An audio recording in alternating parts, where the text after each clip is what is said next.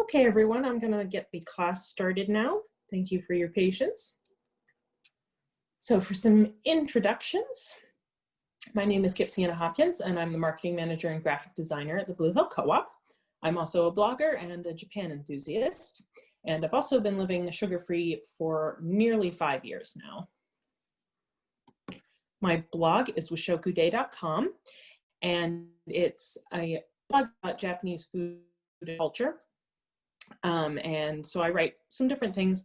Mostly it's my experience with Japanese cuisine, as I've been learning about how to cook Japanese food for the last decade or so. Food information about different dishes and types of dishes and ingredients. I occasionally share recipes on there, and recently I've been doing some keto Japanese recipe variations. We'll be talking some more about keto later today. I also do some cultural exploration and some Japanese history as well. All of these are things that I'm a student of, so it's all about me learning about them and then sharing my knowledge like I'm doing today. It's a theme in my life. So for instance, recently I did a keto Christmas cake recipe on my blog. So that's a type of cake that's really popular in the Christmas season in Japan. It's like a sponge cake with whipped cream for frosting, and then it's filled with strawberries and has strawberries decorating the top. So that's just an example of something that you'll find on my blog right now, this most recent post. But as I mentioned before, I have been living sugar-free for roughly 4.5 years. These pictures here, actually a lot of them are from previous classes, but some of the sugar-free things that I've made recently. But roughly 4.5 years ago, I was diagnosed with a medical condition that plays havoc with my blood sugars. So I had a couple options, which was to go on a medication that would mask my symptoms, but not actually treat any of the underlying causes, or I could give up sugar entirely. I chose the latter. If I didn't give up sugar, I was at higher risk for developing diabetes and some other fun stuff like that. So I decided to give up sugar, and as you can imagine, it was hard. I've always had a sweet tooth. I especially like baked goods. I'm not like a super great baker. I tend to think that you're either a natural cook or a natural baker if you're inclined to cooking at all. I'm definitely a natural cook. I don't really like to measure things when I cook. I do a lot of by sight, by smell, by taste sort of cooking. So baking isn't really my forte because a lot of the time you have to be really precise about it. And I get really nervous while I'm cooking that I'm like messing up my ingredients or misreading the recipe or something. But I love to eat baked goods, so I definitely have made my fair share of them. But back 4.5 years ago, it was actually hard to find any products that were made with natural sugar-free sweeteners. I couldn't have any chocolate, I couldn't have any ice cream or even yogurt. Or I mean, I could have plain yogurt, but not sweet yogurt. I mostly relied on sweet fruits like apples and bananas. Never really caring much for bananas. I got really tired of them really fast. And in fact, I almost never eat them now that I have other options. In fact, for my first birthday without sugar, my mother tried making a sugar-free cake using sweet potatoes. And we still joke about how weird it was today, especially since my chef brother-in-law was there. And now whenever I make a successful sugar-free dessert, especially a cake, my mother pretty much always says something along the lines of, "We've come a long way since that first sweet potato cake." And then she adds, "I can't believe we let Fritz eat that." So what exactly has changed in the last 4.5 years? A couple of things. So first of all, monk fruit sweetener became available in the US. Number 2, Lily's chocolate came onto the scene. And number 3, the ketogenic diet went viral. And we'll be getting more into all of these points later. But let me tell you, it has made a big difference in living and baking sugar-free. You'll probably oftentimes hear people who've been gluten-free for a long time talk about how hard it was when they first started giving up gluten and how they couldn't get anything anywhere. You could never eat out. You could never buy snacks. And now, of course, it's actually pretty easy to be gluten-free. It's starting to get that way with sugar-free as well, which I'm very grateful for. And in case you were wondering, I gave up sugar 4.5 years ago, and with some other lifestyle changes, I'm now living pretty much symptom-free from my condition, so yay!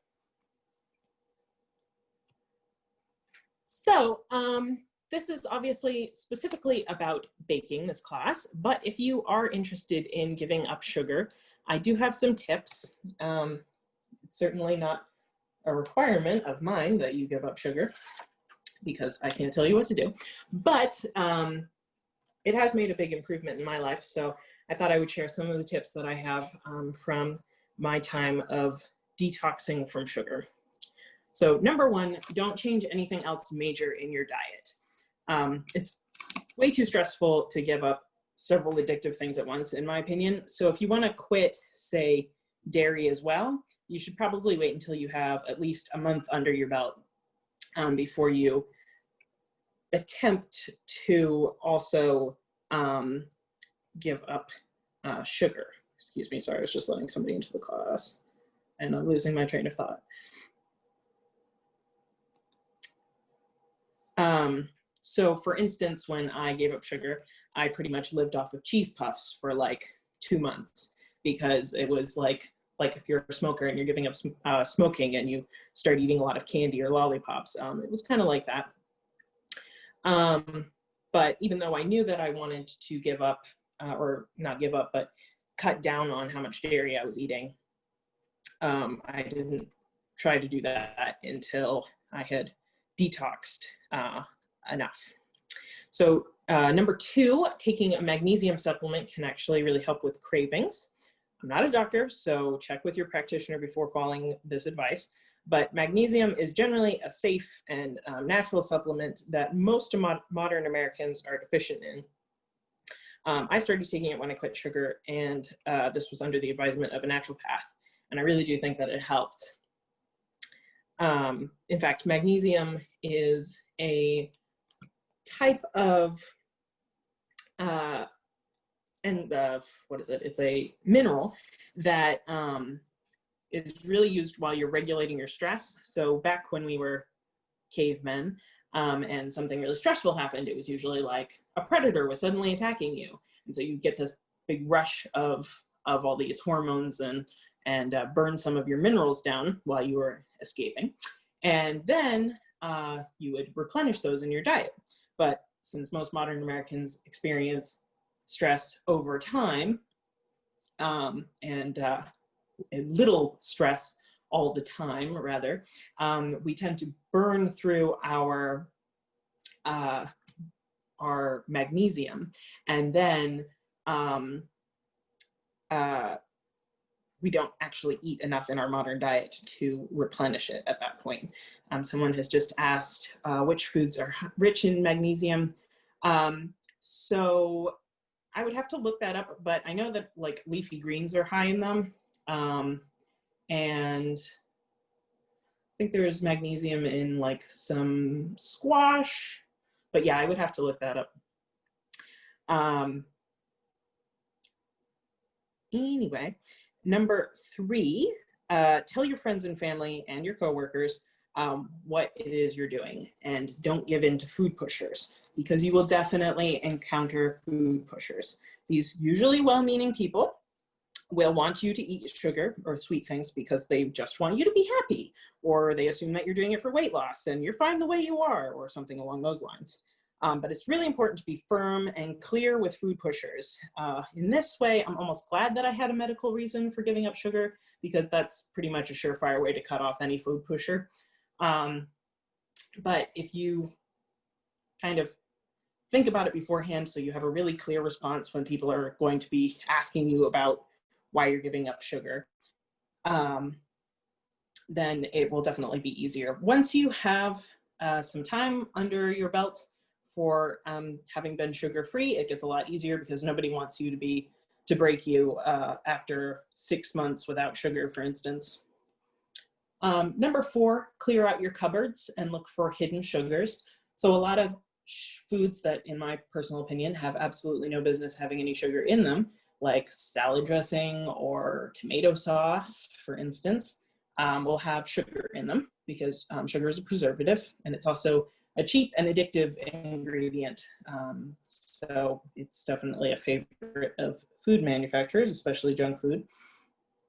So depending on how strict you want to be about getting rid of sugar, you might want to go through your cupboards and look at the ingredients and food in there to pick out anything that you don't want to be eating anymore. And this will definitely depend on your family members or your housemates and what their plans about sugar are. Personally, when I gave up sugar, I was living in a household with 3 people who ate sugar, although these years later, nobody in my house eats sugar anymore. But at the time, I was pretty forgiving about people eating sweet things in the house, as long as nobody brought any ice cream into the house, because I love ice cream. It's my favorite sweet thing, and I would just be in utter anguish if someone was eating ice cream in front of me. So you're going to want to pick out some trigger foods for you and make sure that you let everybody know not to bring them into the house if they're going to be eating sugar. But again, this is really dependent on what your living situation is. But number 5, which is the fun one, is to find foods to replace the foods that you've gotten rid of. So we're going to be talking more about some of those products in a little bit. But first, I wanted to talk about ketogenics and why it was a game changer, as I mentioned earlier. So the rise of popularity in keto made a big difference in living a sugar-free life, as I said before, but you may not know exactly what keto is. The ketogenic diet is a high-fat, low-carb, grain-free diet. Its objective is to put the body in ketosis, which is a state where fat is burned for energy instead of carbohydrates. This is a crash course, by the way. There's like tons of science behind it, but it was actually developed in the 1920s as a way for people with really severe epilepsy to manage their symptoms. But it also works really well for people with blood sugar troubles.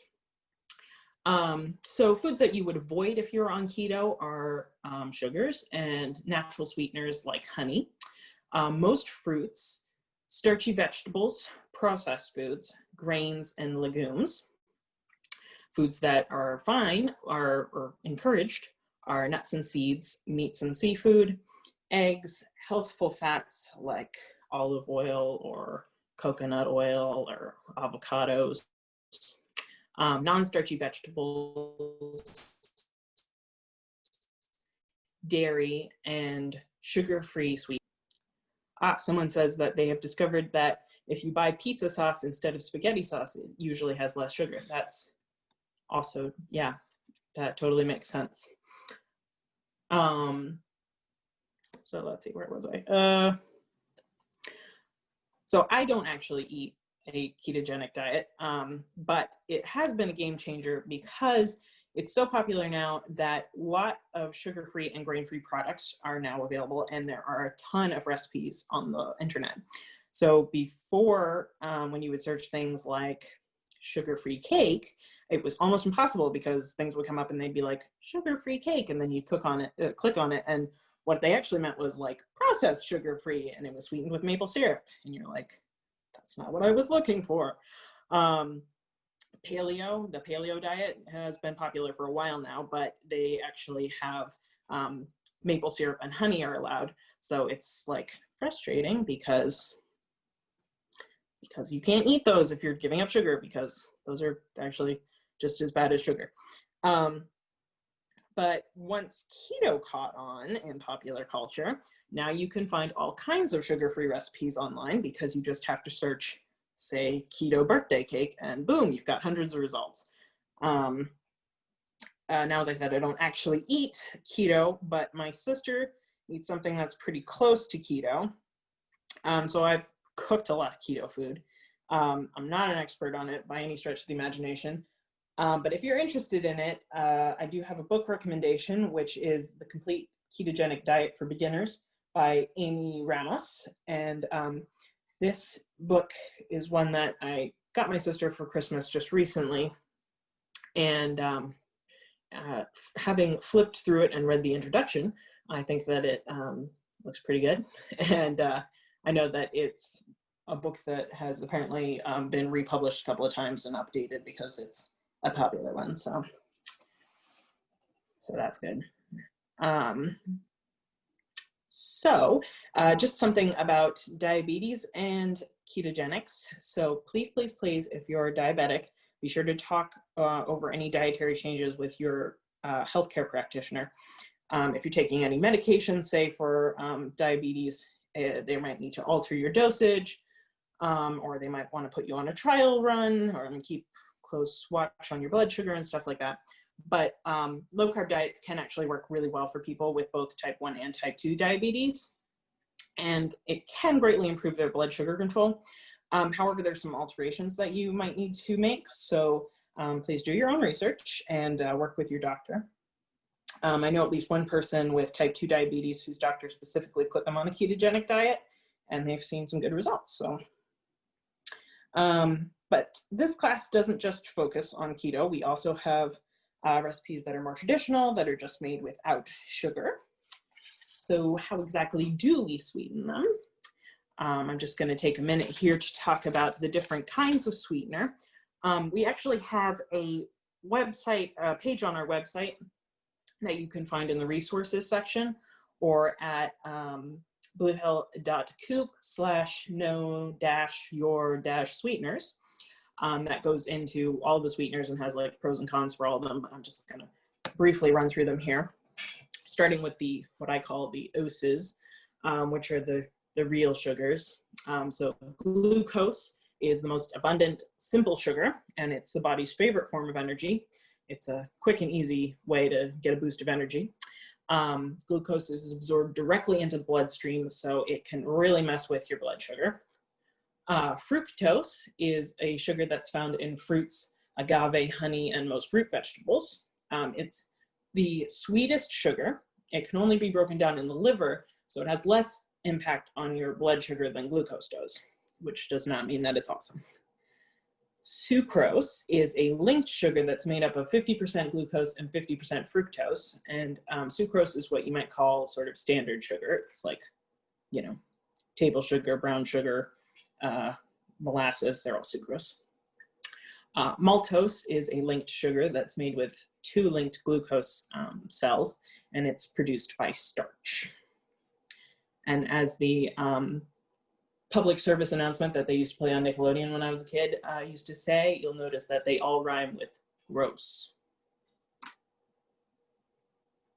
So common sugars that are ones that we will not be using in this class are things like table sugar, brown sugar, raw cane sugar, and molasses, which are all sucrose.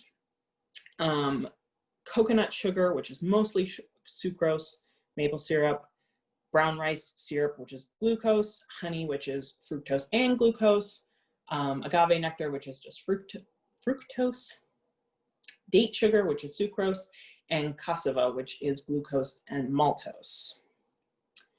So pretty much sugars, especially refined ones, can have adverse effects on a person's health. Blood sugar troubles, heart disease, tooth decay, weight gain, those have all been linked to eating too much sugar. I won't bum you guys out, but less refined sugars like honey and coconut sugar may have more nutritional value, like technically, but there's still high risk for these similar issues. In some cases, like brown rice syrup, they're actually higher on the glycemic index, making them particularly bad for diabetics. So in this class, we won't be using any of these. What we will be using are non-sugar sweeteners, like mongroside, which is a glycoside, which is a type of sugar molecule that's found in certain plants. And the body doesn't react to mongroside in the same way that it does to sugar molecules. It's traditionally used in Chinese medicine. Also sugar alcohols, which are organic compounds derived from sugars. They're absorbed at about 50% of the rate of sugar, making them safer for people with blood sugar troubles. So some of the actual ones that I'm talking about that we'll be using are monk fruit, which is by far my favorite sugar substitute. It's a magroside. It's non-caloric, sugar-free, and it doesn't raise the blood sugar at all. For most people, it tastes exactly the same as sugar, though sweeter, and it doesn't have an aftertaste. Monk fruit may have antioxidant and anti-inflammatory properties, and some studies have showed that it may inhibit cancer cell growth, but they haven't thoroughly studied that. But they have been eating monk fruit for a really long time in Asia, and so it's used in a lot of Chinese medicine. As you can tell from the packaging, it's got some associations with enlightenment and stuff like that, so that's kind of cool. Cons, it can be hard to find, but actually not really, because we carry it at the co-op, so it's actually very easy to find. Some people, but not all, report an aftertaste. I find that the only time that I've ever thought there was much of an aftertaste is if I straight up try it, a spoonful of it. Not that I would normally eat a spoonful of it, but if you're you buy a bag and you're I wonder what this tastes like, and then you straight up try to taste it, you might get a bit of an aftertaste, but in things, it's pretty okay. I mean, it's good. I like it.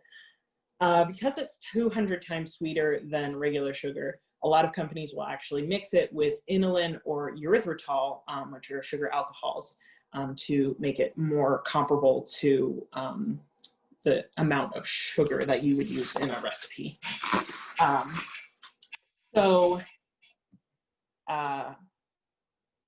Fruit, the brand that we have, Lakanto, at the co-op, comes in both a regular white granulated version and in the golden version, which is, it says it's a raw cane sugar replacement, but it's also sort of their version of brown sugar. So it's actually great for baking. I pretty much exclusively use golden monk fruit. I like the flavor. It's got a little bit more of a baking flavor to it. I don't know how to describe it. It's a little brown sugary. It also says it's a 1-to-1 sugar replacement. I do not use it that way. I definitely use a little bit less than I would use of sugar. I usually start a recipe by doing about half as much monk fruit as I would sugar, and then I'll add in to taste if I feel it needs it. But all in all, I really like monk fruit. It's very versatile, so it's good. Next up, we have erythritol, which is a sugar alcohol. It has 6% of the calories of table sugar, but retains 70% of the sweetness.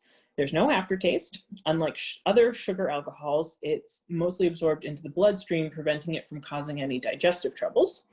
Unlike xylitol, it's not poisonous to dogs, which is wonderful.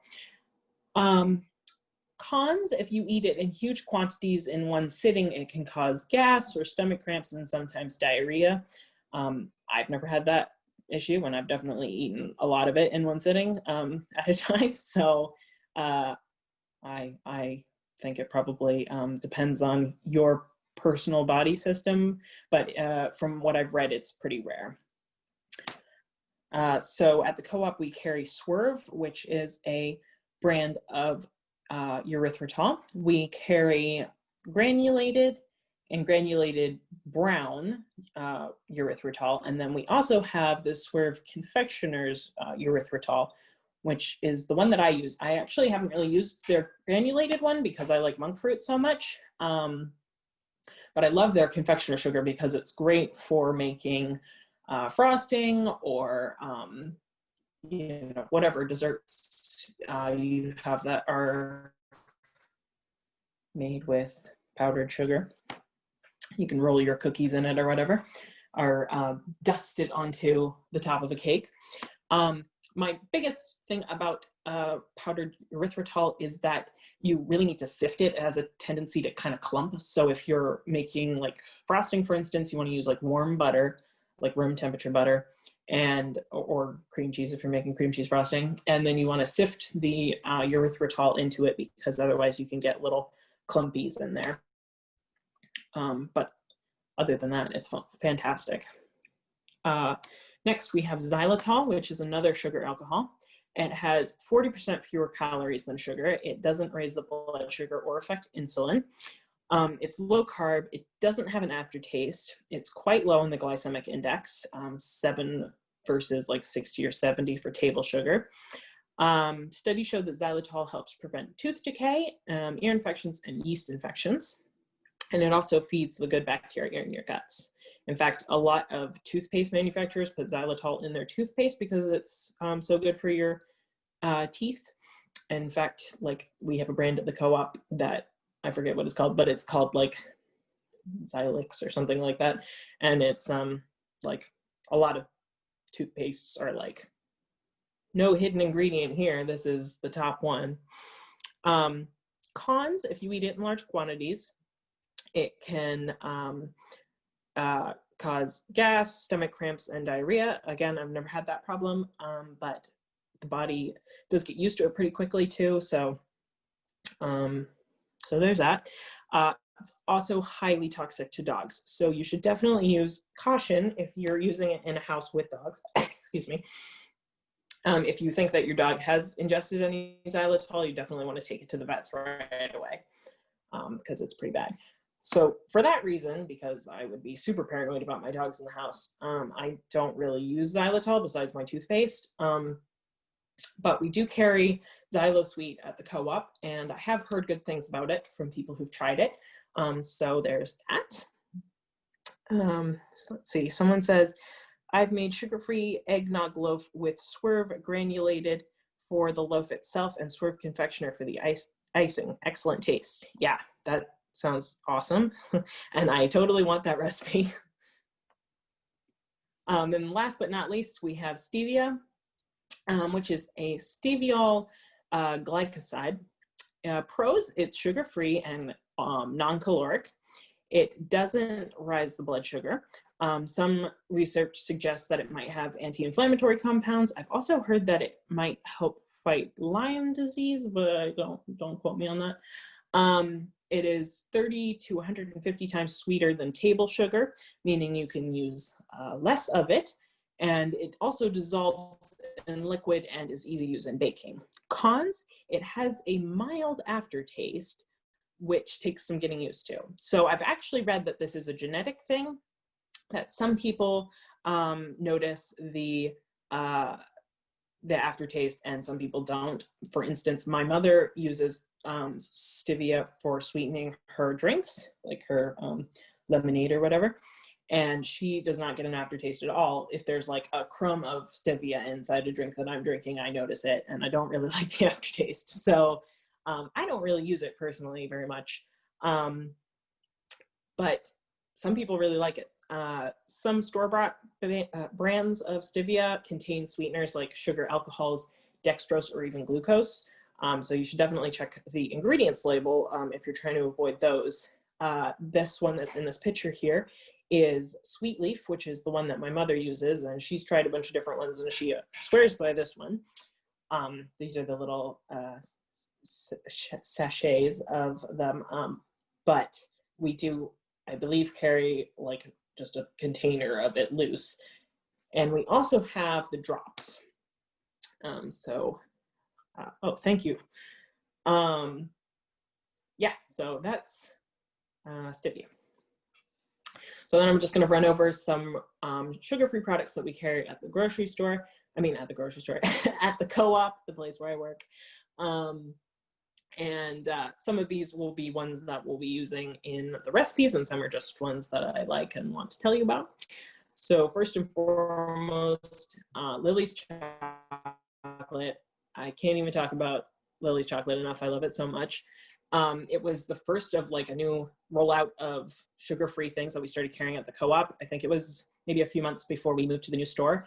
And I was like over the moon when I found it because I hadn't had chocolate for like 2.5 years at that point. So we started with like 3 bars, and now they have so many different products that we carry. So there's a bunch of different bars in both milk and dark chocolate, and like nuts and stuff in it. We also have peanut butter cups in both milk and dark chocolate. We have chocolate chips in dark chocolate and in white chocolate, which I'm obsessed with, the white chocolate ones. We also have baking chocolate in a bar. We have chocolate covered almonds, chocolate covered peanuts. We have just recently, these are the most newest products that we've gotten, dark chocolate covered caramels and dark chocolate covered caramel popcorn and milk chocolate covered caramel popcorn, which are both really good. Yeah, so it's great. It's sweetened with stevia, but it's also sweetened with erythritol. So whatever ratio they're working with is great, because I have never gotten any aftertaste with Lily's.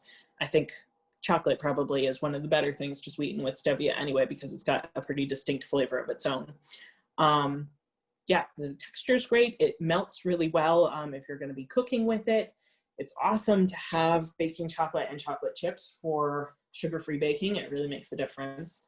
And then also recently, Choco Love came out with a new line of no sugar added chocolate, and it's great. I think, I don't know how many different flavors we have at the co-op, but we have a lot. And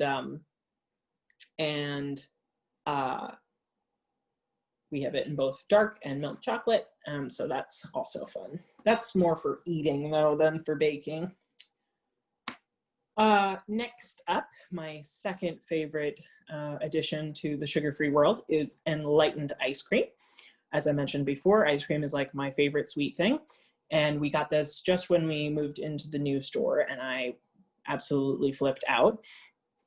We actually have two different kinds, or two different like categories that we carry at the co-op, and that is the low-calorie variety and the keto variety. So the low-calorie variety has occasionally a tiny amount of sugar in it. So if it's something that has like chocolate chips in it, then it'll have like some sugar in the chocolate chips, which is annoying because they make sugar-free chocolate chips, but whatever. And the keto one is entirely sugar-free, but it is like higher fat content, so they're higher calorie. We also have bars and we have pints, and they're wonderful. There's no aftertaste at all. The flavor's perfect. They're just sweet enough. They're like a little hard when you first take them out of the freezer, so you usually like let them sit for like 10 to 15 minutes, which is the hardest part because who wants to wait?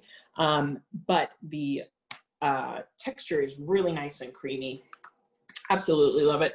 We're going to be cooking cooking a dessert later in the class that uses enlightened ice cream. Some other products that we carry at the store would be Wallabies no sugar added yogurt, which is really good. They sweeten it with, I believe, a fruit puree. Pretty much eat it for breakfast every single day. I really like the raw cacao goji chunks that we have in the bulk department.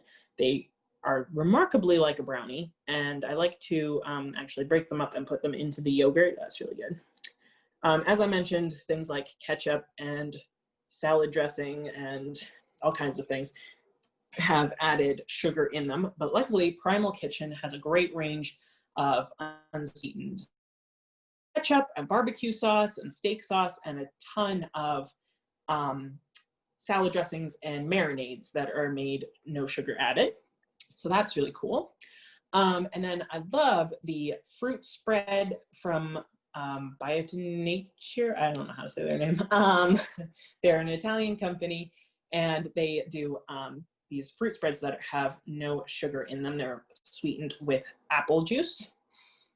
They're pretty low calorie, but they're totally sweet enough.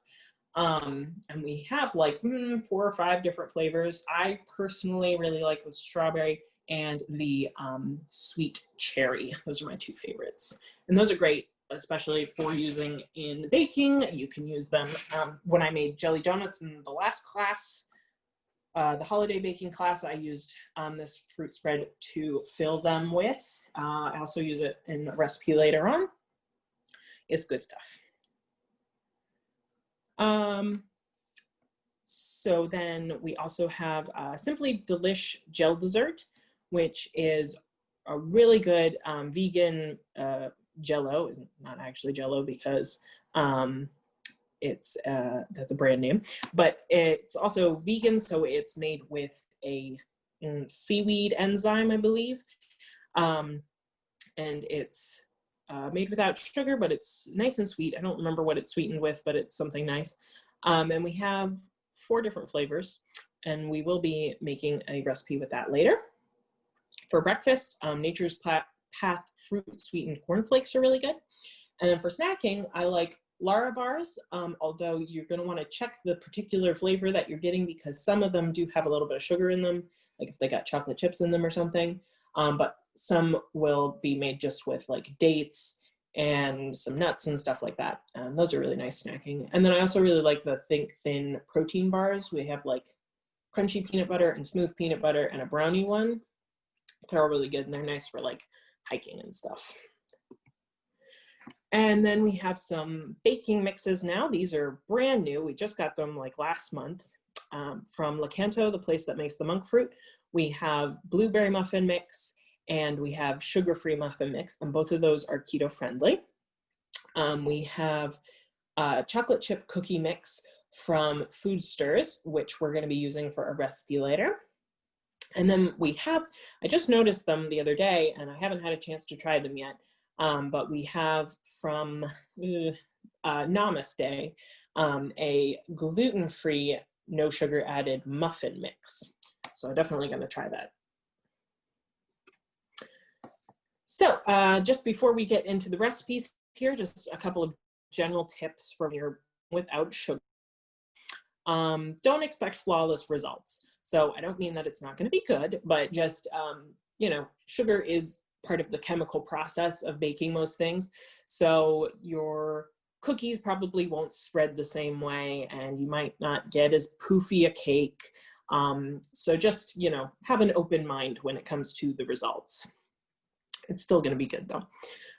Sweeten to taste, and remember that less is more. So as I said earlier, I always start with about half as much sugar as the recipe calls for, and then I add in little by little to taste.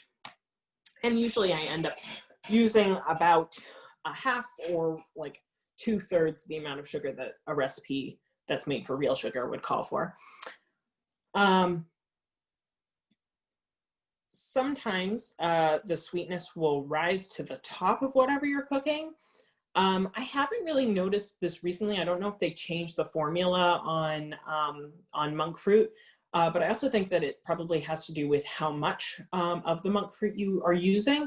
So we really noticed this when we were first making things and we weren't sure how it was going to be working. So we were using like the full amount of the volume of what would have been sugar.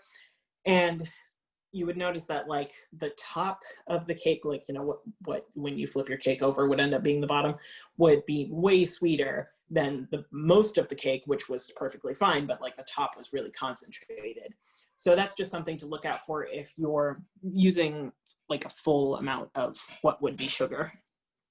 But like I said, I haven't had that problem recently. And then just beware of recipes that rely on sugar to act like sugar. So sometimes you can make like a caramel with monk fruit, for instance, but it's just not gonna be exactly the same. Like it's a little bit more crumbly, but also that's like not really an issue unless you're trying to do something like make a caramel cage or like, you know, those like spindly, fluffy, sugary things that you put on top of cakes or stuff like that. So just be aware that you might not get exactly the results that you would if you were using regular sugar. So that's just some general advice. And now on to the recipe portion. So I know that I just talked about a bunch of sugar-free sweeteners, and so you'll probably want to get to recipes that use that, but I'm actually going to start with an apple pie recipe that is no sugar added, no sweeteners added. So you're just using the sweetness of the apples. And we made this a lot when there wasn't monk fruit yet. And we wanted to eat something flavored like bananas. So apple pie is really nice. We actually like a less sweet pie in our family anyway. I just think it's nice to be able to really taste the flavor of the fruit that you're making.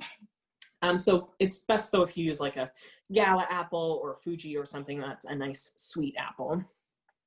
But for this recipe, you're going to use 3 cups of flour, 2 sticks of butter, cold, 1/4 to 1/2 cup of cold water, and 1/2 teaspoon of salt for your crust. For the filling, you're going to want 6 to 8 apples of the sweet variety, 1/4 cup of flour, 1/2 teaspoon of salt, 1/2 teaspoon of vanilla, 1 teaspoon of cinnamon, and 1/2 teaspoon of nutmeg. And then you're going to want an egg to do an egg wash. As a note, you can also make this pie with peaches or with pears. If you're going to do a peach pie, I like to do a little bit of ginger in it and a little bit more nutmeg. So I would probably use 3/4 teaspoon of nutmeg. And for the pear pie, I actually like to put some pats of butter over the top of the filling before putting the top of the pie on, because it kind of gives it a little bit of a butterscotch flavor.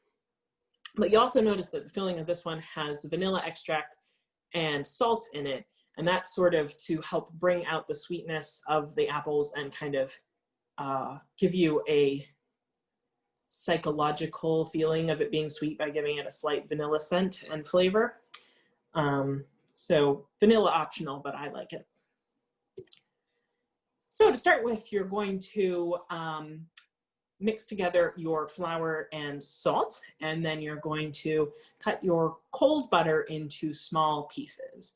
Then you're going to want to use your hands, your clean hands, to smoosh it all together, and you're going to want your butter to be in crumbles that are about the size of peas. And then you're going to take your cold water and add it in a very little bit at a time until your dough is just sticking together. And don't overwork it because you want it to be nice and flaky. Then once you've got it stuck together, you want to form it into a hockey puck. Oh, forgot to mention, I like to take those, the amount that was stated earlier, and split it in half and make my dough in 2 batches, because I just feel like it's easier to not overwork it if you're doing it in 2 batches, and you're going to be making a top and a bottom anyway. So anyway, once you've got it into the shape of a puck, you want to wrap it or put it on a plate and put it into the refrigerator until you're ready to use it. So then you're going to take your apples and give them a nice wash and then dry them. You can peel them. I don't know why, but I never peel my apples for apple pie. I guess I like the skin on there. Then you're going to want to core them and slice them into thin slices, and then put them into a bowl. And then you're going to want to put in your spices and your flour and your salt and your vanilla, and mix that all together. Set that aside, and on a floured surface, you're going to want to roll out one of your doughs into about an eighth of an inch thickness. Carefully transfer it over to a pie pan. Put in your apples. Roll out your second dough to the same thickness. And then you're going to want to carefully transfer the pie, the top, onto it. And then you're going to want to trim the outside so that you have about 1.5 inches overhang. Then you want to roll that up. And then you're going to want to crimp the edges. You can do that with your fingers, or you can do it with a fork, or however you usually like to crimp your edges. Then you can take your egg and beat it with a little bit of water added to it, like a teaspoon, and wash over the top of your pie, brush the whole thing. Then you're going to want to use an oven, obviously. Preheat your oven to 375 and bake your pie for about 15 minutes. Then I like to put a pie ring around my crust edge. If you don't have a pie ring, you can fashion one out of tin foil. You know, that is, it looks like a crown. It just covers over the edge, the crimpy edge part of the pie. Then you're going to want to turn your oven down to 350 and continue to bake it for another like 35 to 45 minutes. I would say that you can, or I don't know if I've ever said this, but I always think to myself that you can tell that the pie is going to be done soon when you're in another room and you start to be able to smell apples really strongly. But you want to make sure that your apples are nice and done cooking. So what I usually do is take like a butter knife or a skewer and I stick it in through one of the vent holes, which by the way, you'll want to cut into the top of the pie. And when it goes in without any resistance at all, that's when it's perfect. I love fruit pies like this. In fact, even with having monk fruit, I usually don't put any in my fruit pies, unless it's like a blueberry pie or something. It's a little bit wetter than a standard pie would be because it doesn't get the effect of the sugar. But if you put like a 1/4 cup of flour in, you should be fine. You can even add a little bit of cornstarch or potato starch if you're worried about it. The second picture here on the right is a deep dish apple pie that I made recently. It's actually sort of a family tradition when we are feeling like we need a pick-me-up to have a deep dish apple pie for dinner. Usually we would do it in a skillet, but I have the world's tiniest oven. It is like literally a glorified toaster oven.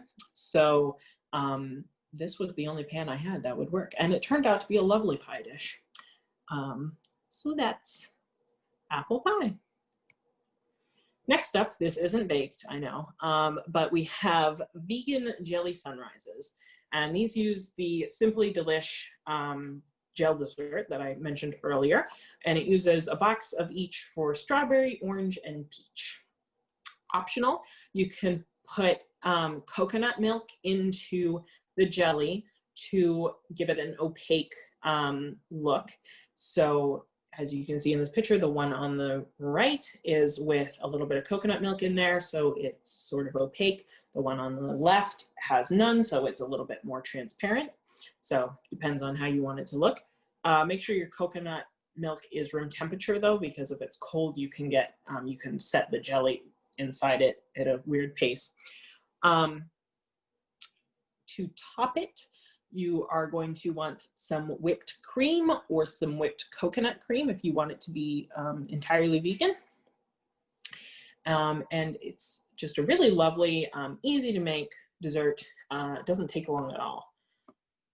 So first you're going to want to start with the strawberry box.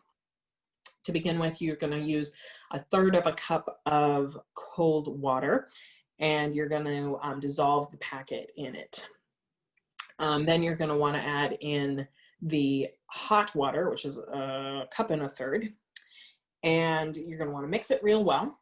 And then optionally, you can add in the coconut milk to give it the opaque look. I like to use wine glasses for this because it looks real pretty. You can use any kind of see-through vessel that you have though. And so you're going to want to divide this into these 4 glasses. I like to mix it into a 2-cup measuring cup because it's easy to pour that way. And actually for this recipe, I did it without coconut milk and then poured 2 cups, and then I poured in the coconut milk and poured in the other 2 cups. So I had both opaque and right. Then you're going to take those and you're going to put them in the refrigerator for an hour so they set. After that, you can move on to the orange flavor, and you're going to follow the exact same steps and pour it on top of the strawberry flavor. And then after another hour in the fridge, you are going to mix up the peach and do the same thing and let it set for the last hour. This is great because you can actually make them like a day ahead of time or early in the morning or whatever, and they'll just be in the refrigerator ready to go. So if you have a lot of cooking to do, say for a holiday, I know we just went past the holidays, but if you have people over, not that we're doing that anymore, but for the future, it's great because you don't have to put any effort into dessert at all if they're already made. Once they're fully set, you're going to want to wipe the condensation off the top of the glass. And then you can cover it with whipped cream or with whipped coconut cream. I really like the combination of whipped cream with Jell-O. I think it is an excellent combination. This is such a beautiful dessert, and I really love the way that it looks while you're taking spoonfuls out. You get that nice, very variegation of colors. Yeah, it's a really nice dessert. Definitely recommend. Next up, we have the flourless angel food cake, which is keto. I have to say, this is like my favorite keto recipe that I've ever made. We are big angel food cake people in our family. It's pretty much used to be the standard birthday cake, default birthday cake. And this recipe doesn't use any nut flours, which is really nice because, funnily enough, my mother can no longer eat any nuts. So that's kind of an issue when my mother, my sister, and I all live together. When my sister can't eat any grains, usually with keto food, you would use a nut flour. So it's like this whole complicated thing. We're always having to make 2 different versions of things. But this, we didn't have to do that because it just uses arrowroot starch. So it uses 12 large egg whites, orange extract, vanilla extract, a little bit of cream of tartar, 3/4 of a cup of monk fruit sweetener, and 1 cup of arrowroot starch. And you're definitely going to want a tube pan for this. I don't know how you would make it without a tube pan. So to start with, you're going to want to separate your eggs. To do this, since it's such a large volume and you 1000% cannot get any egg yolk in your egg whites if you're going to whip them, because it will not work. And you would hate to be like 11 eggs into it and then accidentally break a yolk. That would be terrible. So I like to use a smaller bowl and do each egg into the smaller bowl to separate it. And then once it's successfully separated, put the egg whites in a bowl and put the egg yolk in a different bowl, and then move on to the next egg. So then you're going to want to take your arrowroot powder and your, I think it was, wait a second, I'm going to the recipe. A 1/4 cup of monk fruit. You're going to sift them together. Then you're going to start beating your egg whites. You can set aside the egg yolks, you won't be using them. Once it gets frothy or foamy, then you can add in your cream of tartar and then start whipping it again. Once it starts to get soft hills forming, you can start to add in the rest of your sugar. Not your sugar, your monk fruit, a tablespoon at a time. And then once you've got soft, glossy hills, you can start adding in the arrowroot 1/4 cup at a time until it's smooth. It's actually a very heavenly mixture. It's a lot of fun to work with. Then you're going to use your tube pan and you're going to do ungreased, and you're going to pour in your batter and sort of smooth out the top. You can take like a butter knife or a skewer and sort of run it through the batter to get rid of any larger pockets of air. Then you're going to bake it at 350 degrees for 35 to 45 minutes. And then once it's done, you want to immediately turn it upside down. Otherwise it can collapse, and you want it to have full air surrounding the whole pan. So let's see, you're going to want it to cool down entirely for about an hour and a half before you take it out of the pan. To take it out of the pan, you're going to want to take a knife and run it all the way around the outside, sort of cutting it since it's ungreased. Then you push the top of the bottom of the the bottom of the tube pan up. And then you're going to want to cut around the circle and then the bottom. So pretty much anywhere it's touching the pan, you cut it. And then you plop it onto a plate. So beautiful. The texture of this is absolutely spot on. It's fluffy, a little chewy, or not chewy, but I don't know, you've eaten an angel food cake, right? It tastes like that. It's not too sweet. It's really low in calorie because you're pretty much only eating egg whites. And so it's got really, it's easy to make, it's delicious, the texture's perfect. You'd never know it was keto unless you were told. Also on the website, we have this recipe posted, and we paired it with a recipe for a pound cake that is made with 12 egg yolks, which is sort of a traditional thing of using egg whites to make an angel food cake and egg yolks to make a pound cake.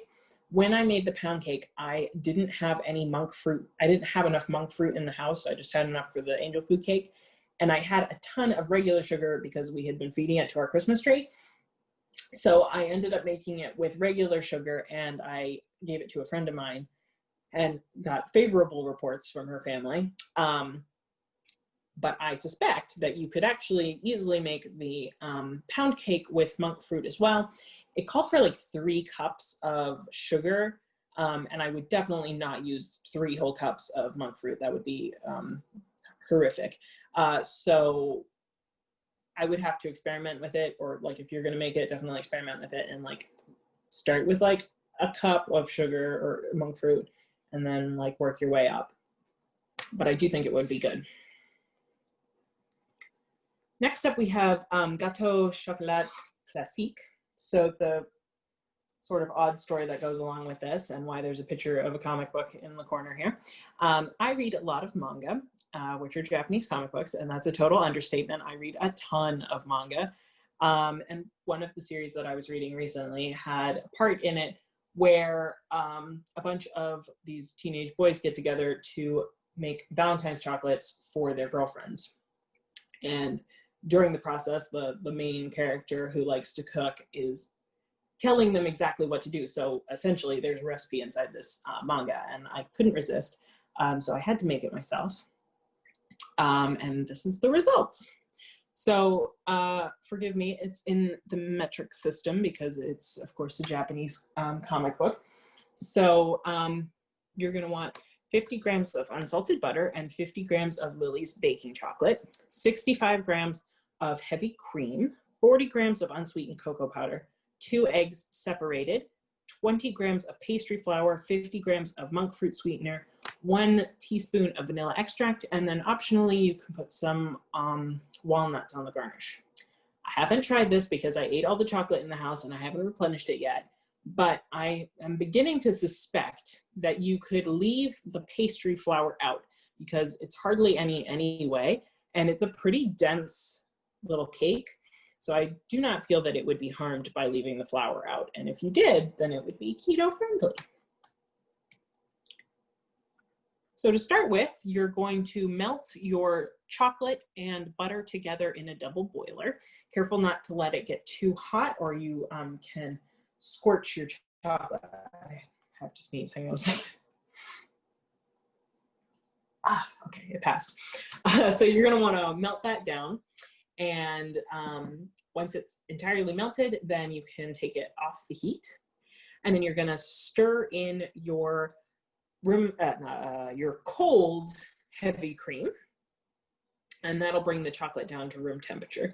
Once it's combined, you can set it aside. Again, use your careful method for separating your egg yolks and egg whites. And then you're going to take a hand mixer and beat your egg yolks with about half or a third of the monk fruit. And you're gonna beat that until it's fluffy and nearly turning white, which will happen if you beat egg yolks. Then you're gonna mix in your chocolate with that and set it aside. Next, you're gonna make your egg whites into a meringue. So you're gonna get it nice and frothy. And then you're gonna add in the rest of your sugar a little bit. I keep calling it sugar, a little of your monk fruit at a time until you have stiff, shiny peaks. Then you're going to take a scoop of that and add it into your chocolate mixture and mix it up.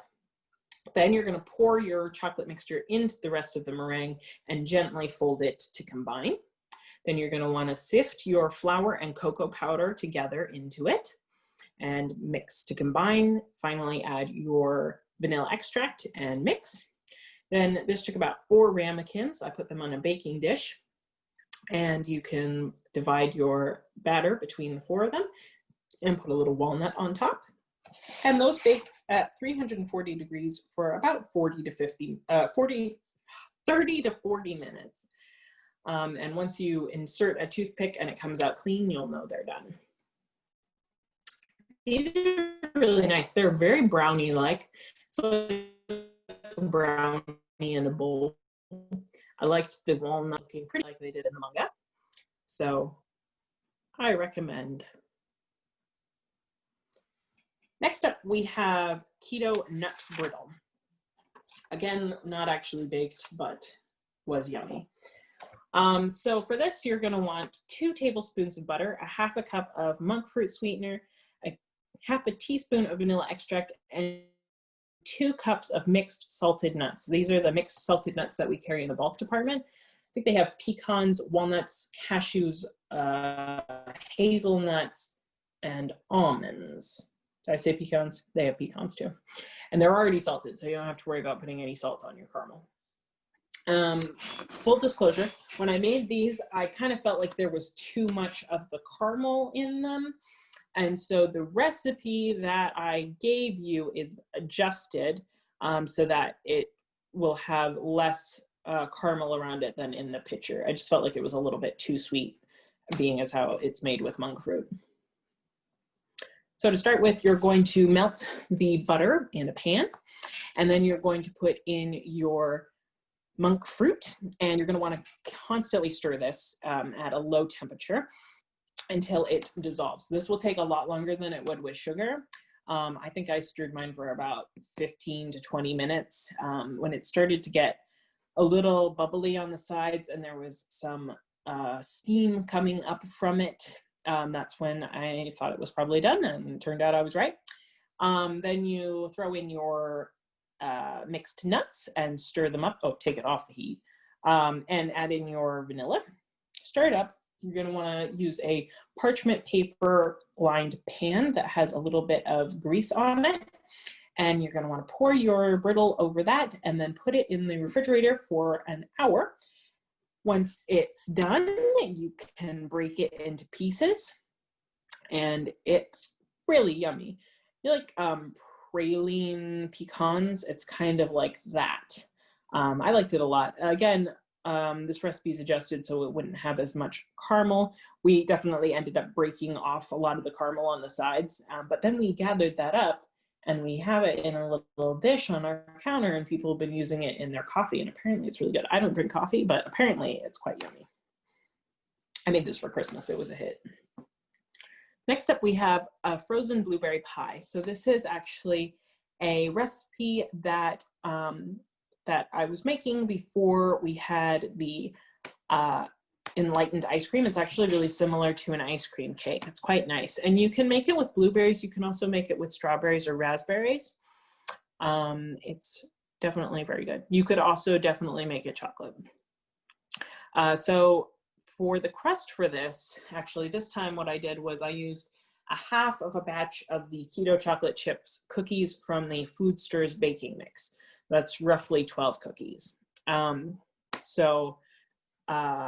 That's what I did for the crust, plus 2 tablespoons of butter melted, 1.5 cups of frozen blueberries, 1/4 cup of monk fruit sweetener divided, and then 1.5 cups of heavy cream, and a teaspoon of vanilla extract. After I made these cookies, I realized that I hadn't taken any pictures of the process, but it's a mix. It's really simple. The instructions are on the back. I think it uses like 1/2 cup of almond flour and like 1/4 cup of melted butter. I mean, almond milk. Yeah, so the cookies, you make the cookies first. Then you're going to want to put your blueberries, frozen blueberries, in a small pan with the half the monk fruit, so 1/4 cup of monk fruit, and cook those down until they're kind of a loose jelly in consistency. You can take it out of the pan, and then you're going to want to let that cool to room temperature. Once you're ready, you can put your cookies in a Ziploc bag and use a rolling pin or a Cervaci pestle, if that's all you have, and roll them until they've broken down into little bits. Then you can open the bag up and put in your melted butter, and then close the bag again, and then use your hands to smoosh it all together until it's got a crumbly but sticky consistency. Then you can press that into the bottom of your pie dish to make a nice crumbly shell. Then you're going to make your whipped cream. So whip your cream until it's about halfway whipped, and then you can add in your sugar and just replace whenever I say sugar with monk fruit. You're gonna put in the rest of your monk fruit and your vanilla extract and whip it until you have reached the consistency of whipped cream. Then you're gonna add in your blueberry mixture and fold it until you have a nice blueberry mousse. Then you're going to plop it into your pie shell and smooth it out. And then you're gonna put it in the freezer for like 1 to 2 hours. One is a little bit soft. It's kind of like eating whipped ice cream. 2 is a little bit better. If you eat it like the next day, it's going to be a little hard, but if you let it sit for about like probably 10 minutes, it'll be fine. This is a really refreshing dessert. It's got a great flavor. If you've ever had like the Gifford's blueberry ice cream, it's really similar to that. I definitely really like this dessert. It'd be great in summer. Of course, it's not summer now, but remember it for summer. The cookies made a great crust, and they froze well, so that was nice. And again, you can totally make this with raspberries or strawberries. So yeah. Next up, we have 5-ingredient peanut butter cookies. This is really easy to make. It uses 2 cups of natural peanut butter, 2 eggs, a 1/4 cup of monk fruit sweetener, or more depending on taste, a teaspoon of vanilla extract, and 2 tablespoons of melted coconut oil.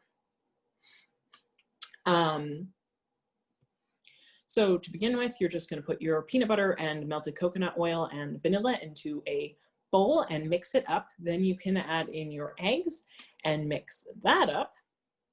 And once you start mixing and put in your sugar, your monk fruit as well, and once you're stirring in that egg, it's going to start to stick together. Even though I used the peanut butter that we carry in the bulk department, which is a really loose peanut butter, but even so, once you get that egg in there, it's going to pretty much come together to a sticky dough right off the bat.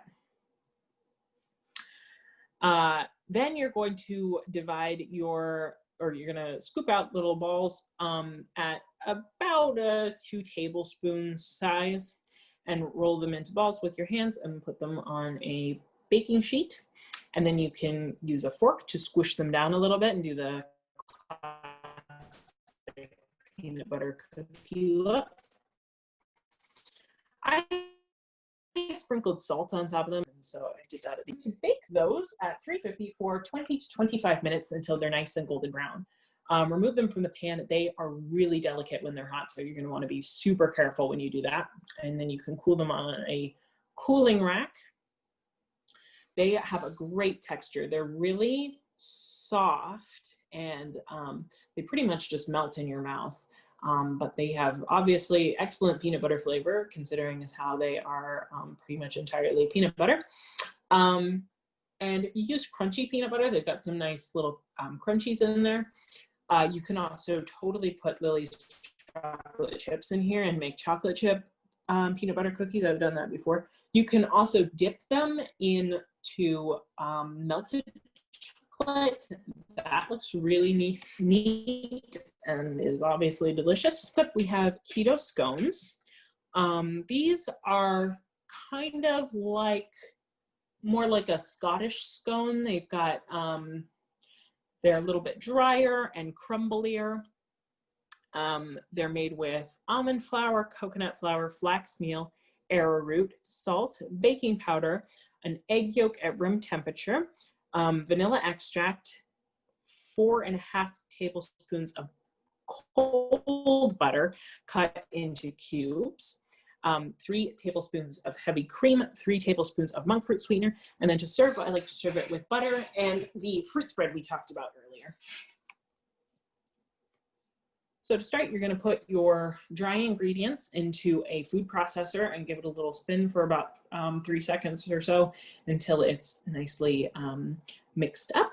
Then you can drop in your cold cubes of butter and process again until the butter is in pieces about the size of lentils. Then you can remove it to a bowl and add in your wet ingredients, and you can stir them up until they're just sticking together. Then you want to form it into a ball, or form it into get out your baking sheet and form it into a circle that's about 1 inch thick. Then you want to put that into the refrigerator for 30 minutes. And when you take it out, you're going to want to preheat the oven to 350 degrees and cut your circle into 8 triangles and divide them up onto the pan so they're not touching. And then you're going to want to bake them for 17 to 20 minutes until they're nice and golden brown. And then you can serve them. I really like these. They're definitely really reminiscent of like a Scottish shortbread. Or if you used less sugar, they're also kind of like cornbread.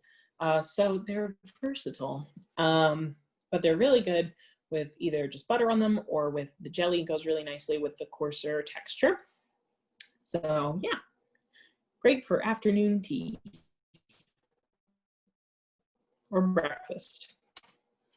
And you could definitely put like cranberries or currants too, or dried blueberries. That would also be good.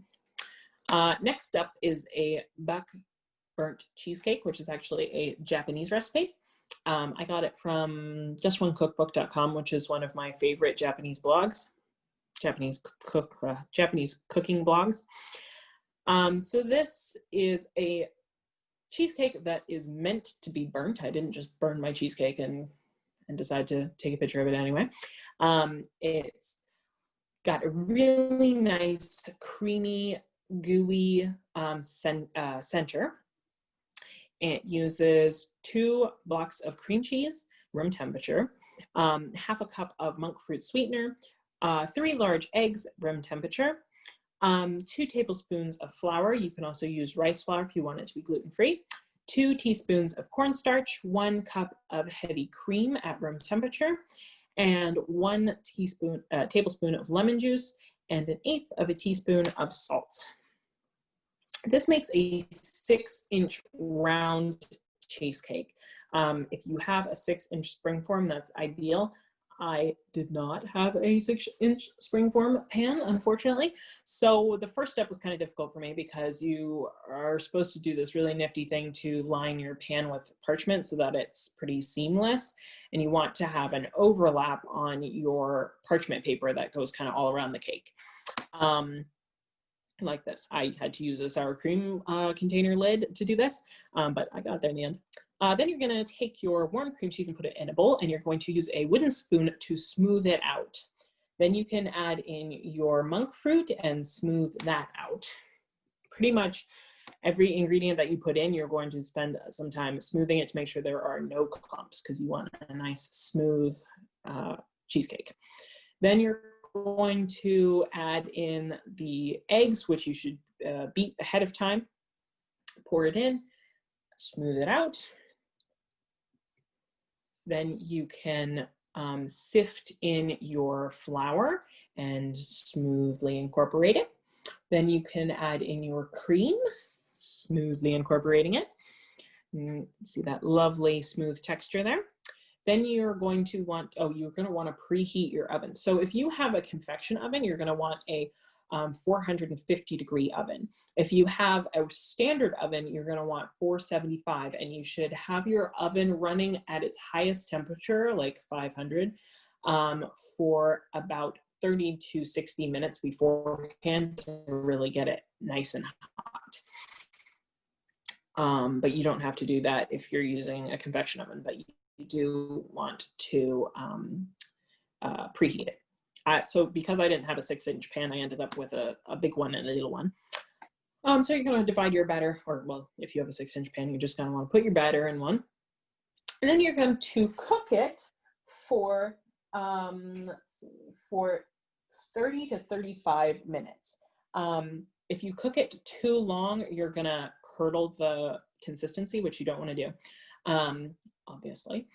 So you want it to be still jiggly when you give it a shake when it comes out, and you want the top to be nice and burnt. But if the top isn't nice and burnt, but it's nice and jiggly, then you definitely don't want to try to get the burnt top at the expense of the consistency. So bear that in mind. Once it's out of the oven, you're going to want to cool it to room temperature for 2 to 3 hours. I ate it at room temperature. You can also chill it. I thought it was pretty nice at room temperature though, but obviously if you're going to be eating it like later, you're going to want to refrigerate it. This is a really nice smooth consistency, and it's actually, despite the fact that it's like, seems like it should be pretty dense, it's actually not very dense. It's nice and light, and because it's only a 6-inch cheesecake, I think that's like the perfect amount of cheesecake to make, especially if you happen to have 4 people eating it like we did, because that way you're not like tempted to eat like a huge portion of cheesecake. So I really liked it, and I love cheesecake, so I'm always excited to try new recipes, and this one was definitely good. In the recipe packet that I sent you, you will notice that I didn't really give you the recipe. I just gave you the ingredient list and then a link to the blog post because she explains it much better than I ever could. So definitely check that out, and check out her other recipes while you're on there because she's got some amazing recipes. And she uses real sugar, so just replace the sugar that she has with monk fruit. Next up, we have keto pecan pie. Pecan pie is like one of my very favorite kinds of pecan. Well, it is one of my favorite ways to eat pecan, but it's also one of my favorite pies. I made this keto version, and it was lovely. So for the crust, you're going to want 1.5 cups of almond flour, a tablespoon of monk fruit, a 1/4 teaspoon of salt, a 1/4 cup of melted butter. For the filling, it's 3/4 cup of butter, 1 cup of Lakanto golden monk fruit sweetener. You definitely want to use the golden one for this. And then 1.5 teaspoons of vanilla extract, a 1/4 teaspoon of salt, 3 large eggs, and 1.5 cups of pecan halves. So to make the crust, you're going to mix together the dry ingredients and then add in your butter and smoosh it up together. Then you're going to want to press it into a pie dish to get it to the right shape. Definitely the thinner the better. You can use a spoon to do this, works really well, like the back of a spoon. You might want to wet the spoon though because it gets a little sticky. Once that happens, you're going to want to bake it at 320 degrees for about 10 minutes until it starts to get brown around the edges. Then you're going to want that to go to room temperature. For your filling, you want to melt the rest of your butter and put in your monk fruit, and then you're going to stir it over the heat until it dissolves. That's about 5 minutes probably. Then you're going to want to remove it from the heat and let it cool down a bit, and then beat your eggs and mix them in.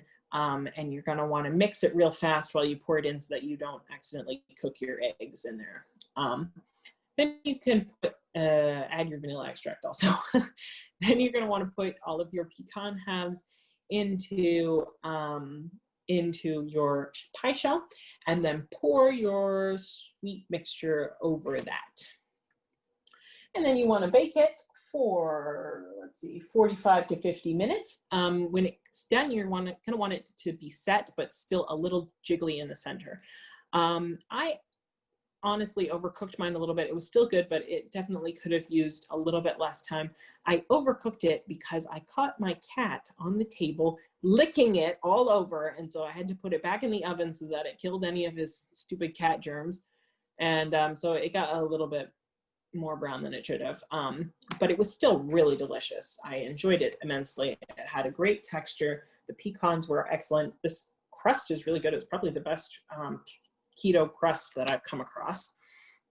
So yeah, if you're a pecan pie fan, definitely go for that.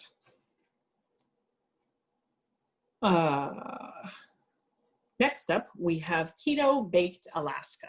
So my family's actually from Alaska, and we're big fans of the baked Alaska.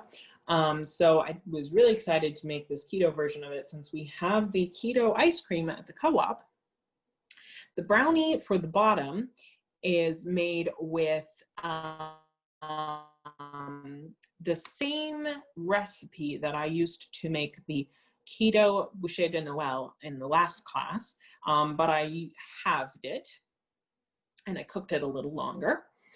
So that's a half a cup of packed almond flour, 2 tablespoons of psyllium husk powder, 2 tablespoons of cocoa powder, a 1/4 cup of Swerve's confectioner sugar, a half a teaspoon of baking powder, a 1/4 teaspoon of salt, 2 tablespoons of butter melted, 2 large eggs, a 1/4 cup of heavy whipping cream, and a half a teaspoon of vanilla. And then for the filling, quote unquote, or topping, I guess, is 1 pint of the Enlightened Mint Chocolate Chunk Ice Cream, 4 egg whites, 2 tablespoons of monk fruit sweetener, and a pinch of cream of tartar.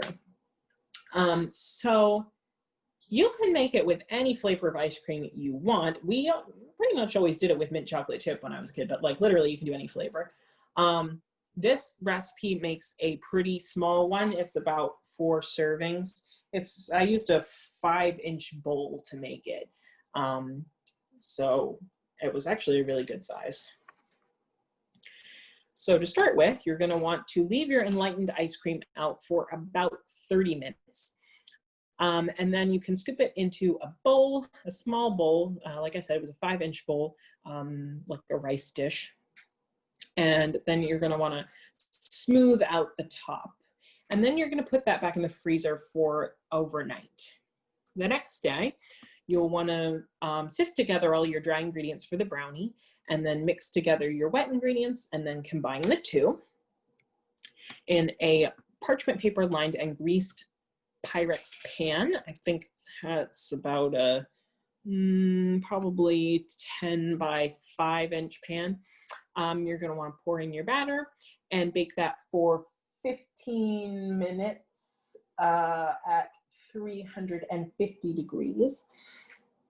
Once it's out, you can pull it out of the pan and then take out your ice cream bowl and flip it over the top of the brownie so you know what size to cut, and cut out a circle of brownie, and then put it on top of your ice cream bowl and kind of squish it down so that the brownie and the ice cream are flush together. And you'll want your brownie to be hot for this, so it just melts the top of the ice cream and kind of sticks it together when you put it back in the freezer for another hour. Once it comes out of the freezer, then you're going to put it inside a bigger bowl and pour hot water in just like a 1/2 inch below the top, just to melt the ice cream so it doesn't stick to the bowl. Then you're going to take a butter knife and run it along the edge to just sort of loosen the top edge and kind of shake your ice cream, or like, you know, you can use the knife to kind of get a grip on the ice cream and get it loose. And then turn it out onto a dish. At this point, your ice cream is going to be a little melty, so you're going to want to put it back in the freezer while you make your meringue.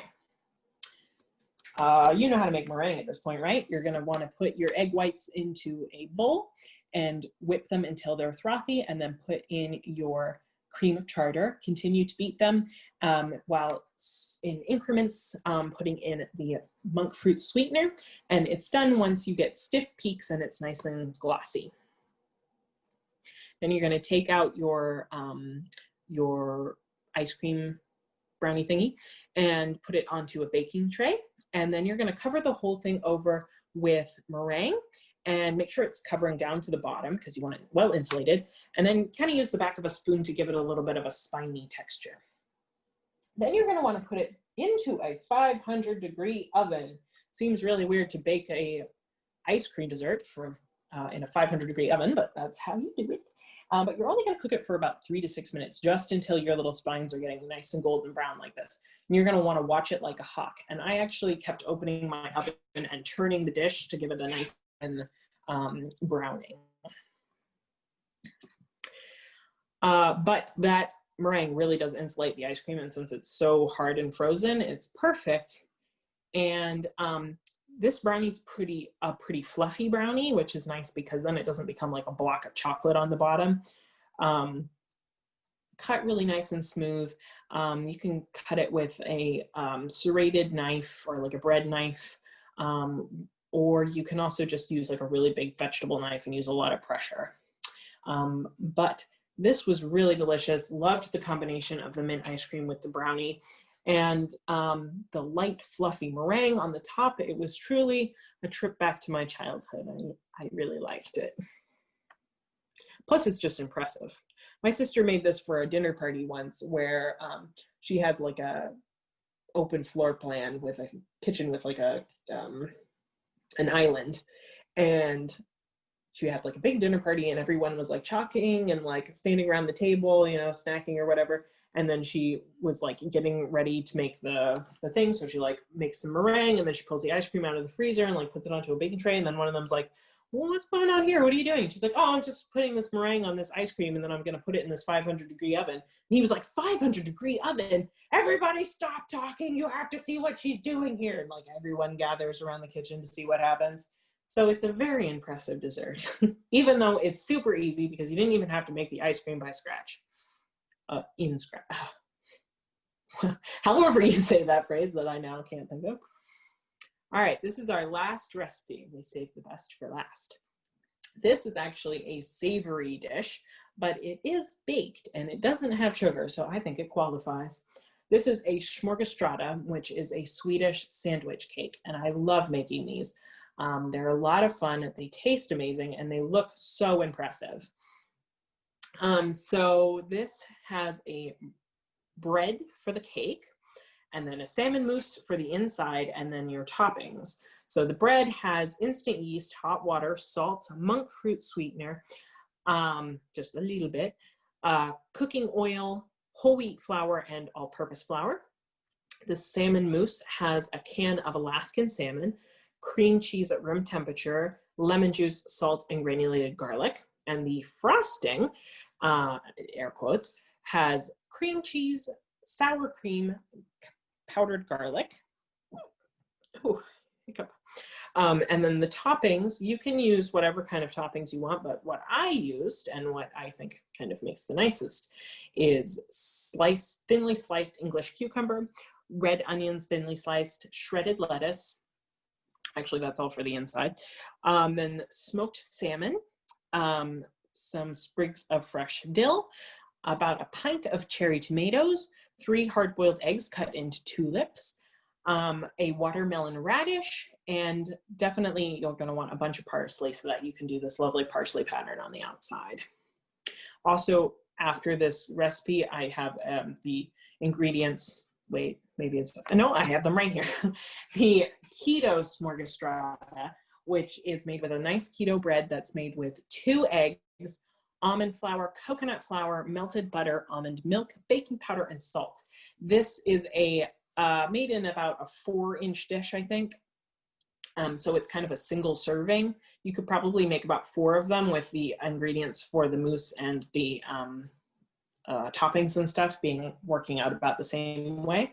I made 1 little one and 1 big one because my mother and I ate the big one, and my sister, well, my mother and I and my aunt ate the big one, and my sister ate the little keto one. So to start, you're going to want to make the bread, and I did this a day ahead of time. So you're going to mix together your hot water and your yeast and your salt and your monk fruit. And then you're going to mix in your whole wheat flour and mix until it's a nice sticky dough. Then you're going to add in your white flour and start kneading it with your hands to bring it all together into a nice sticky dough. Then you're going to put it in a greased dish and cover it over and let it rise for 45 minutes. Once that happens, you can punch it down. and put it into a well-greased 9-inch springform pan. I guess you don't have to use a springform pan, but I think that works best because it's easy to get it out. Then you're going to cover that with a damp towel and let it rise for another 45 minutes, score the top, and you're going to bake it for 45 minutes. You're going to bake it at 400 for 35 minutes. You'll tell when it's done when you take it out of the pan and you tap the bottom. It should sound hollow. The next day, you're going to want to take your cream cheese for the mousse, which should be soft at room temperature. And you're going to put in your drained canned salmon and smoosh that all up together. Add in your lemon juice and smoosh that, and some granulated garlic. Then once that's all moussey, you can set that aside. Then you're going to want to mix together your softened cream cheese and sour cream for the frosting, and add in your granulated garlic and get that nice and soft and smooth, like so. I actually do that one. Set those both aside. You're going to want to cut the top of your bread, the nice round domed part. You're going to want to cut that off, eat that later. And then you're going to want to slice the bread in half so you have about 1 inch thick on either end of sandwich layer, bread layer. By the way, bread is actually one of the things that's easier to make without sugar, though most breads do have sugars in them. It really doesn't affect the consistency very much. It's maybe a little bit drier, but it actually will poof more. So that's nice. So take your first layer and you're going to spread your salmon mousse across, half your salmon mousse across the top of it. Then you're going to want to arrange your thinly sliced cucumbers, and then on top of that, your red onions, and then your shredded lettuce. Then you can take the other half and spread the other half of the salmon mousse on it and turn that mousse side down on top of the rest. That way it's double layered of mousse and it sticks together easily.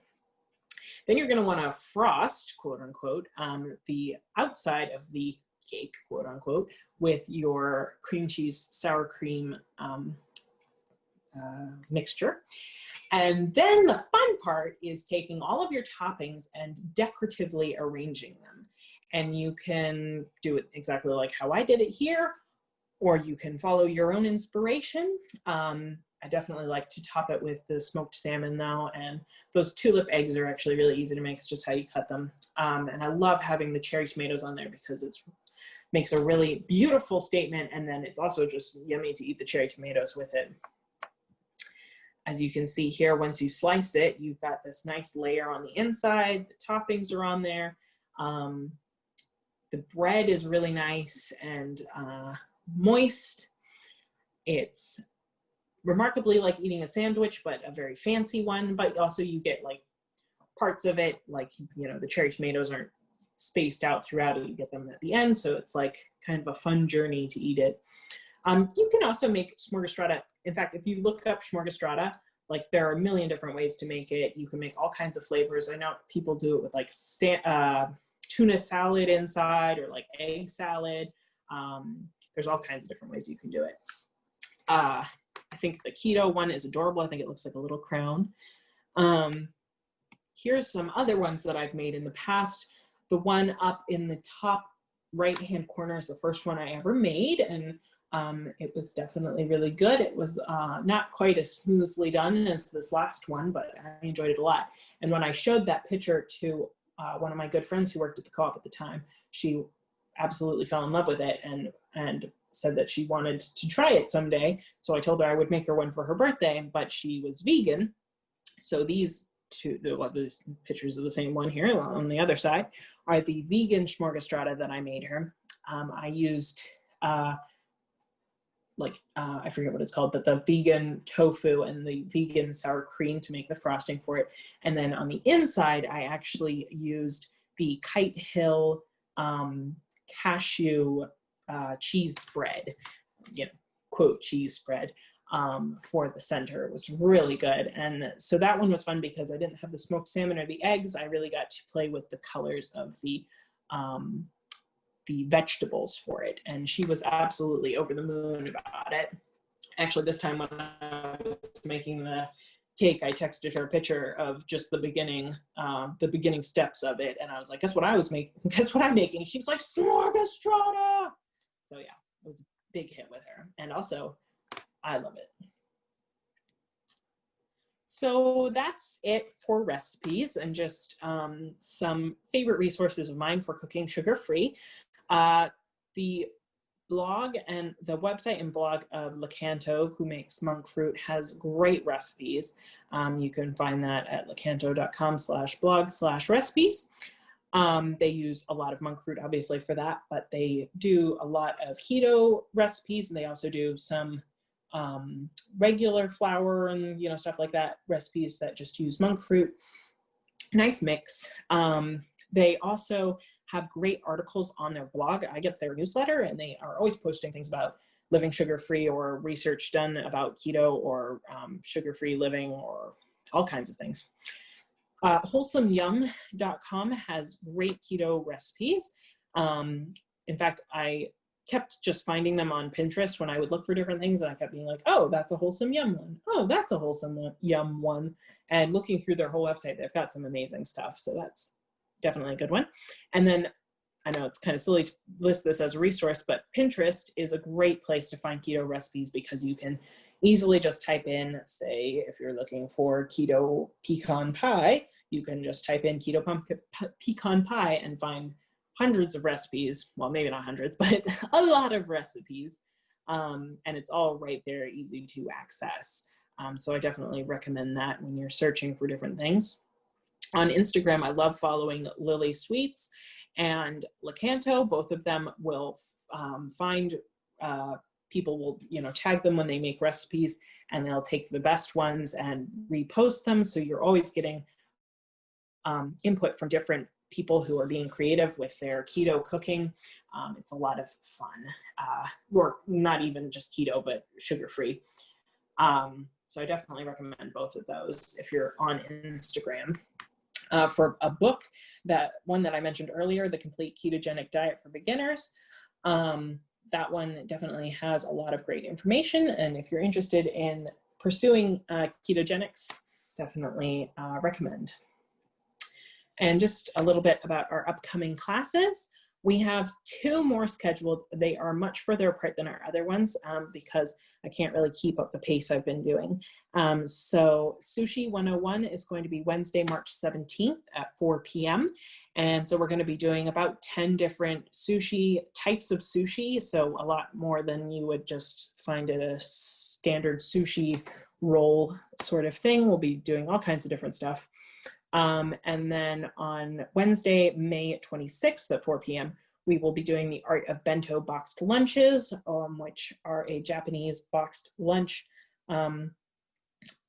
which you may have seen online. They do a lot of different interesting things. You can do complex ones, you can do easy ones, and mostly we're going to be focusing on doing healthy ones that are quick and easy to make for hopefully working out in the world. So hope that you enjoyed this class and that you'll maybe take some of the other ones. All of our other classes are currently posted on our YouTube channel, and you can find them also on our website. So if you wanted to look those over, I also always post the recipe packets on the website if you need to find those as well. Thank you so much for participating. I hope you have a great day.